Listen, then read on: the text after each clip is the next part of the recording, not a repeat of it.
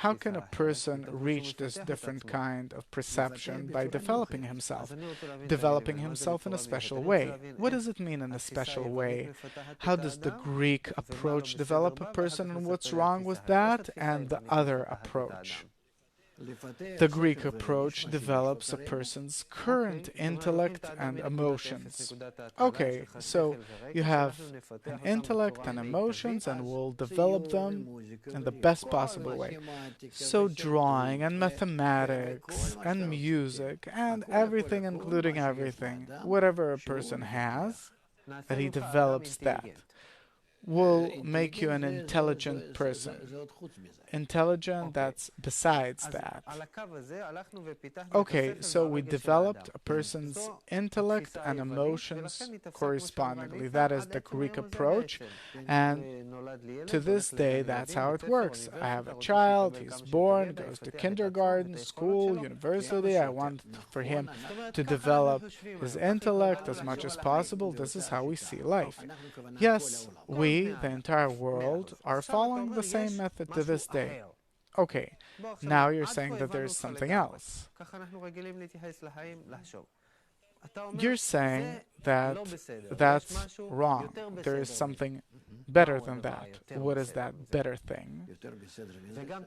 And also, what's wrong with that? Everything is as if fine with this method, only we're reaching a dead end. Because what do I have as a result of developing all these things? Still, I'm limited. At some point, life will come to an end. I'll die. I'll leave nothing besides my children that also have to live and die like I died. What's the alternative? Not the alternative. I only see whether there is some kind of a rationale to my existence or not. And the entire rationale to my existence is keeping myself, sustaining myself in the best possible way. Right. So is that worthwhile living for? Because I have no choice, so I live. But if it's according to common sense, better not live, better not be born.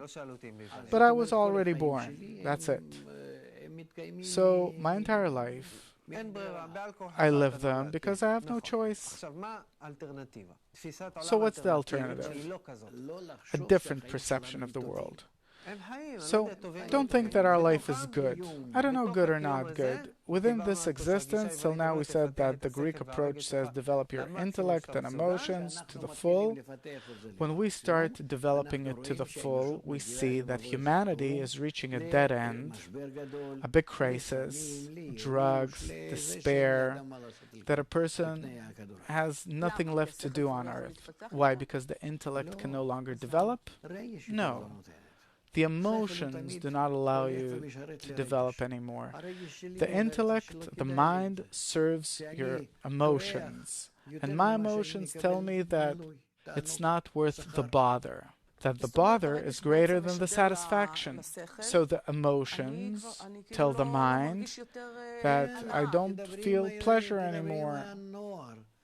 Talk to teenagers. They'll tell you that it's not a problem to die. What is it about life? What is life offering that's so great?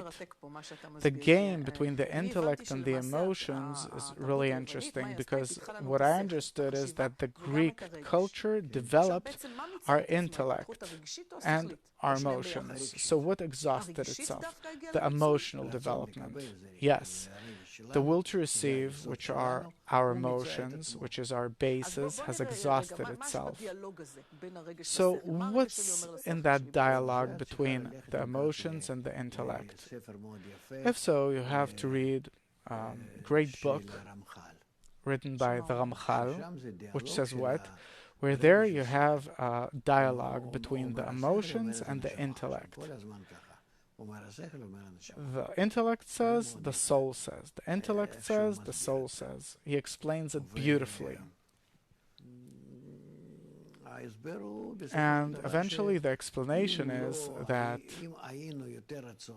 were we more rational, then we'd finish with life altogether. What do I have as a result? Yesterday, I worked hard, right?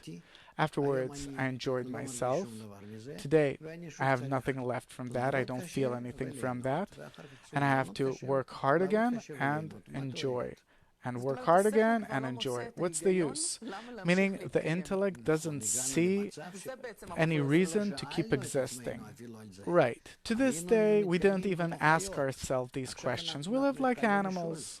Now we started asking, what are we living for? And this is already advancement. But still we don't have an answer. Why? So comes the wisdom of Kabbalah and says, I have an answer. What are we living for?